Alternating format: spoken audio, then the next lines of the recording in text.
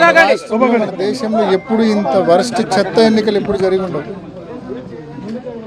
BTech Ravi అనే వ్యక్తి, ఆదినారాయణ రెడ్డి అనే వ్యక్తి, భూపేష్ అనే వ్యక్తి, పుత్తా చైతన్యారెడ్డి అనే ఎమ్మెల్యేలు, అవుట్ సైడ్ కాన్స్టెన్సీ వాళ్ళు అందరూ విచ్చలవిడిగా వేల మంది, ప్రతి బూత్ దగ్గర వందల మంది, 15 బూతుల దగ్గర కలిపి కొన్ని వేల మంది బూతుల దగ్గర ఉండి మా ఏజెంట్లను రానియకుండా, మా ఏజెంట్లు వస్తా అంటే పేపర్లు చించుతూ, మరోవైపు మా వాళ్ళు ఎవరైనా వస్తే పోలీసులు అడ్డుకుంటూ, అంటే కేవలం పోలీసులు ఏం పని చేస్తున్నారు ఇక్కడ అంటే వైసీపీ ఏజెంట్లను కూర్చోకుండా వైసీపీ నాయకులు కార్యకర్తలు ఎవరైనా బూత్ దగ్గరికి వస్తే చెదరగొడుతూ కేవలం తెలుగుదేశం పార్టీకి సంబంధించిన ఇతర నియోజకవర్గాలకు సంబంధించిన నాయకులందరినీ అక్కడ గుమికూర్చి, అంటే వాళ్ళు ఓపెన్గా చెప్తున్నారు 10 వరకు 11 వరకు మేమే ఓట్లు వేసుకుంటాం, 11 తర్వాత మీరు వేసుకోండి అని చెప్తా ఉన్నారు. సిగ్గు లేకుండా నిస్సిగ్గుగా ఎన్నికల కమిషన్ ఉందో లేదో తెలియదు, దున్నపోతు మీద వర్షం పడినట్టు ఉంది.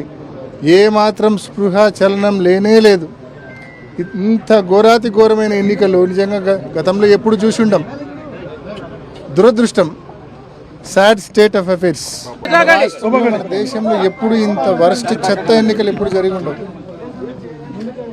బీటెక్ రవి అనే వ్యక్తి, ఆదినారాయణ రెడ్డి అనే వ్యక్తి, భూపేష్ అనే వ్యక్తి, పుత్తా చైతన్యారెడ్డి అనే ఎమ్మెల్యేలు, అవుట్ సైడ్ కాన్స్టెన్సీ వాళ్ళు అందరూ విచ్చలవిడిగా వేల మంది, ప్రతి బూత్ దగ్గర వందల మంది, 15 బూతుల దగ్గర కలిపి కొన్ని వేల మంది బూతుల దగ్గర ఉండి మా ఏజెంట్లను రానియకుండా, మా ఏజెంట్లు వస్తా అంటే పేపర్లు చించుతూ, మరోవైపు మా వాళ్ళు ఎవరైనా వస్తే పోలీసులు అడ్డుకుంటూ, అంటే కేవలం పోలీసులు ఏం పని చేస్తున్నారు ఇక్కడ అంటే వైసీపీ ఏజెంట్లను కూర్చోకుండా వైసీపీ నాయకులు కార్యకర్తలు ఎవరైనా బూత్ దగ్గరికి వస్తే చెదరగొడుతూ కేవలం తెలుగుదేశం పార్టీకి సంబంధించిన ఇతర నియోజకవర్గాలకు సంబంధించిన నాయకులందరినీ అక్కడ గుమికూర్చి, అంటే వాళ్ళు ఓపెన్గా చెప్తున్నారు 10 వరకు 11 వరకు మేమే ఓట్లు వేసుకుంటాం, 11 తర్వాత మీరు వేసుకోండి అని చెప్తా ఉన్నారు. సిగ్గు లేకుండా నిస్సిగ్గుగా ఎన్నికల కమిషన్ ఉందో లేదో తెలియదు, దున్నపోతు మీద వర్షం పడినట్టు ఉంది.